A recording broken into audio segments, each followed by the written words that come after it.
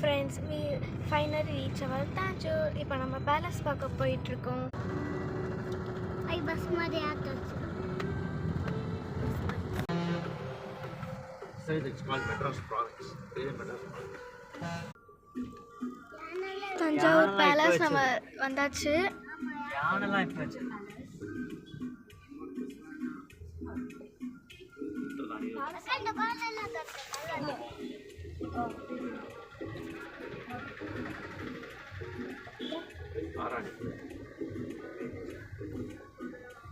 Photo எடுக்கிறதுனா pressure.